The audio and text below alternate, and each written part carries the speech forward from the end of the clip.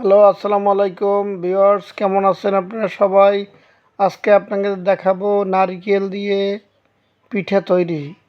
দেখেন, নারিকেলের জায়গায় উপকরণ লাগবে 3 প্রকারের নারিকেল। তারপর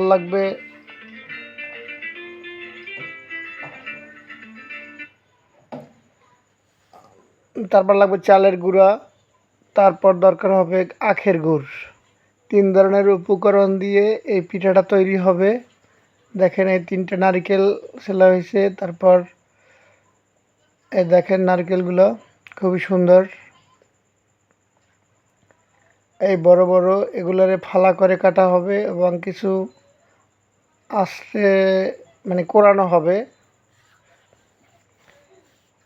এই দেখেন পানি, নারিকেলের পানি খুবই মিষ্টি হয় এবং খুবই সুন্দর হয়েছে। পানিটা খুবই পরিষ্কার ছিল। এই দেখেন পানি, এই খুবই সুইট, খুবই ভালো লাগছে পানিটা খেতে। এই দেখেন, নারিকেল কোরানো হয়েছে। এই নারিকেলের প্রসেসিং চলতেছে। এরপর কিছু নারিকেল আছে ফালা করে কাটা হয়েছে। এই দেখেন, নারিকেল ফালা করে কাটা হয়েছে। এগুলোর আবার ছোট ছোট করে কুচি কুচি করে কাটা হবে। এই বেশ নারিকেল নেওয়া হয়েছে অনেকগুলো। এই দেখেন, নারিকেল কাটার প্রক্রিয়া চলতেছে। এই 2 রকমের নারিকেল, এবং একটা হবে খাজার পিঠা আর একটা হবে লম্বা আকারের পিঠা। কেউ বলে গড়গড়িয়া, কোনো এলাকায় বলে মেরা পিঠা, কোনো এলাকায় বলে মুঠা পিঠা। তবে বরিশাল অঞ্চলে বেশিরভাগ মানুষ গড়গড়া বা মুঠিয়া পিঠা বলে ডাকে। এই দেখেন, ছোট ছোট করে কাটা হয়েছে। এবার দেখেন খাজা বানানো হয়েছে। ওই যে নারিকেল ছিল, ওগুলো গুড় একাত্র করে খাজা তৈরি করা হয়েছে। এই দেখেন, আখের গুড় ভিজানো হয়েছে। এখানে এখন চালের গুঁড়া দিয়ে মিক্স করা হবে। মিক্স করার প্রক্রিয়া চলতেছে।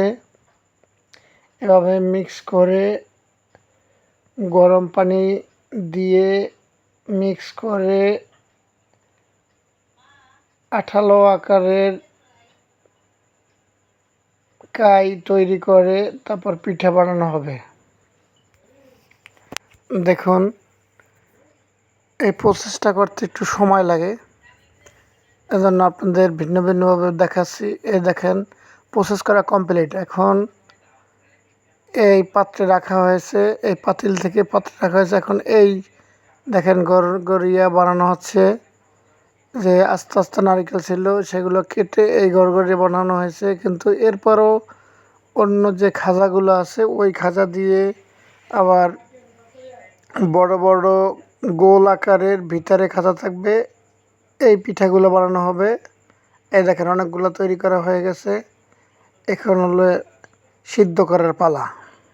এই দেখেন কিভাবে তৈরি করে, খাজা ভিতরে দিয়ে মুঠির ভিতরে 2 হাত দিয়ে ঘুরিয়ে ঘুরিয়ে গোল করে বানানো হবে। এগুলাকে কেউ গড়গড়া বলে। এই দেখেন বানানো প্রসেসিং। আপনারা যারা শহরে আছেন ইচ্ছা করলেই বানাতে পারেন।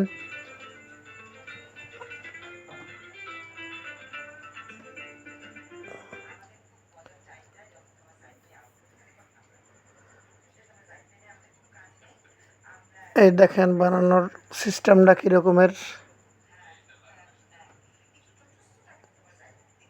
এই 2জনে কাজগুলো করতেছে। তবে এই পিঠাগুলো বানানো খুবই কষ্টের। এই দেখেন, পিঠাগুলো তৈরি হচ্ছে। এই এখন হাতে ঘুরন দিয়ে গোল করানো হবে। এই ওকে ওকে, দেখেন পিঠা হচ্ছে। এই পিঠা হয়ে গেল।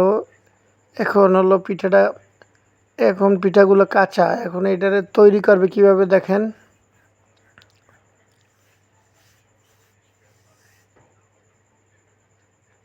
এই পিঠা তৈরি হয়ে গেল। এখন এগুলো পাতিল অথবা রাইস কুকারের ভিতরে দিয়ে পিঠা সিদ্ধ করতে হবে। সিদ্ধ হলেই পিঠা খাওয়ার উপযোগী হবে। এবং এই পিঠার একটা গুণাগুণ আছে।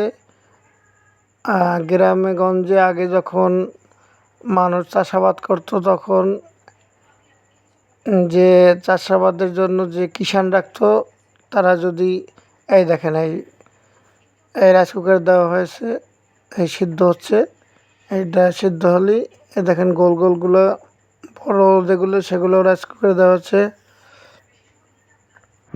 আবার রাইস কুকার থেকে উঠিয়ে খাবার পালা। আমাদের পিঠা বানানো কমপ্লিট। আপনারা যদি আমার এই চ্যানেলটি আরও এই রকমের ভিডিও পেতে আমার চ্যানেলটি সাবস্ক্রাইব করুন। আসসালাম।